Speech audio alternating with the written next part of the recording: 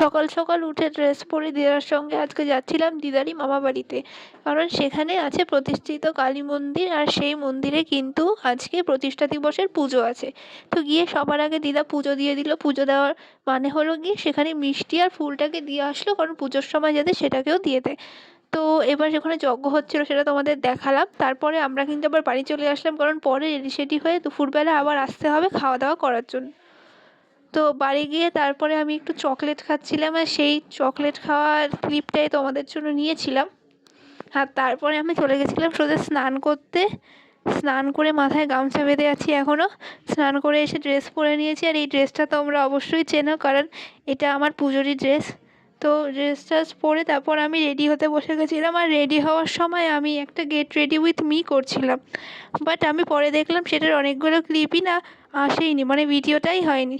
তো কী করব, তারপর একটুখানি বডি স্প্রে মেখে ভালো করে ঘড়ি টড়ি পরে নিয়ে ঘর দুয়ারের এরকম বাজে অবস্থাটা করে দেওয়ার পরে আমি বেরিয়ে গেলাম। আর ততক্ষণে মাও চলে এসেছিলো। তারপর মাকে নিয়ে দিদার সঙ্গে চলে গেলাম খাওয়া দাওয়া করার জন্য। গিয়ে সবার আগে ঠাকুর মন্দির দর্শন করে নিলাম, আর করে নেওয়ার পরেই আমরা খাওয়া দাওয়া করতে চলে গেলাম। কিন্তু গিয়েই যে খাওয়া দাওয়া হবে তা তো নয়, গিয়ে ওখানে বসতে হলো ওয়েটিং জোনে, কারণ একটা ব্যাচ উঠবে তারপর। তো আমাদের পর আমরা বসেছি যখন দুটো ব্যাচ উঠলো, তারপরে আমরা খাওয়া দাওয়া করতে পারলাম, ততক্ষণ অপেক্ষা করছিলাম।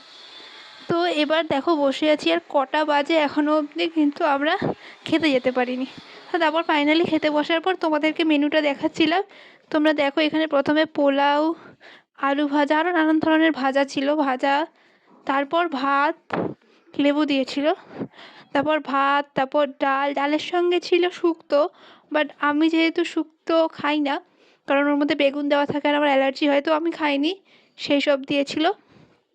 তো তার সঙ্গে শুক্তো ছিল, তার সঙ্গে বাঁধাকপিও ছিল, যার মধ্যেও কিছু অ্যালার্জিজাত খাবার থাকতে পারে বলে আমি খাইনি।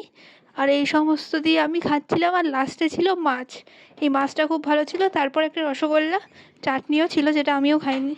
তারপর সোজা হাত মুখ ধুয়ে বাড়ির পথে যাচ্ছিলাম। আর তার আগে একবার লাস্ট মন্দির দর্শন করে নিলাম, অ্যান্ড তারপরেই এখানে শিব মন্দিরটাও দেখে নিলাম, আর নিয়ে সোজা চলে গেলাম বাড়িতে। আর বাড়ি যাওয়ার পর বিকেলবেলা তো আবার আমি চলে গেছিলাম কম্পিউটার ক্লাসের জন্য। আর আজকের মতো এতটাই।